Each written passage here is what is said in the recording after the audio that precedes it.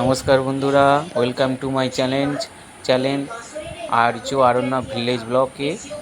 আচ্ছা, আজকে আমরা আলোচনা করব যে অনেকে গাড়ি চালানোর জন্য প্রথম কোথায় গাড়ি চালাবেন সেটা অনেকে ভাবার পরে অনেকে ভাবেন যে নদীর ধারে ফাঁকা মাঠে চালালে প্রথমটা তো প্র্যাকটিস করতেই হবে। ফাঁকা মাঠে গিয়ার, স্টিয়ারিং, মানে প্রথমে হচ্ছে গিয়ে পিক আপ কীভাবে দিতে হবে সেটা প্রথমবার করতেই হবে। তারপরে অনেকে রাস্তায় প্র্যাকটিস করার আগে যদি আপনাদের প্রত্যেকটা ব্লকে এখন একটা করে কিষাণ মান্ডি আছে, কিষাণ মান্ডিগুলো দেখবেন এখন বেশিরভাগটাই পড়ে থাকে।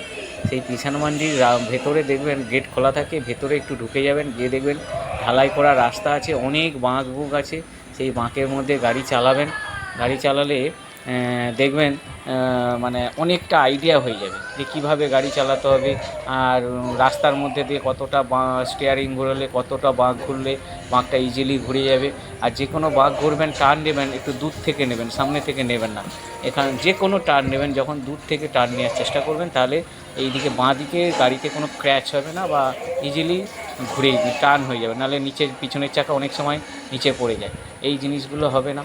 এই যে দেখুন, কিষাণ মান্ডিতে যখন আপনারা চালাবেন, অন্তত 3-4 দিন চালাবেন। 3-4 দিন চালানোর পরে দেখবেন কনফিডেন্স বা লেভেল আপনার অনেক হাই হয়ে যাবে। তখন আপনার রাস্তায় চালাতে অনেক সুবিধা হবে। এবার অনেকেই বলুন, গাড়ি কিন্তু আপনি যত চালাবেন, যত আপনার আন্দাজ ভালো হবে, ততই হচ্ছে গিয়ে আপনি গাড়ি ভালো চালাতে পারবেন। অনেকে বলেন যে এই সোজা চাকা যাবে, এই সোজা চাকা যাবে, এগুলো কিন্তু ঠিক নয়। কারণ হচ্ছে গাড়ি তখন দুটোই গতিশীল, একটা স্থিতিশীল, একটা গতিশীল দুটো আইডিয়া করা আপনাদের সম্ভব না। কিন্তু যত চালাবেন তত একটা আন্দাজ আপনারা বুঝতে পারবেন, তারপর গাড়ি চালাতে সুবিধা হবে।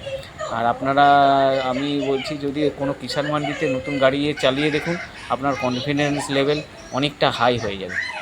আর আমার এই কথাগুলো মনে রাখবেন। আমি এই যে নতুন অল্টো K10 আমার চালানো হয়ে গেছে 2000 কিলোমিটার। আমি এই 4 মাস হলো গাড়িটা কিনেছি।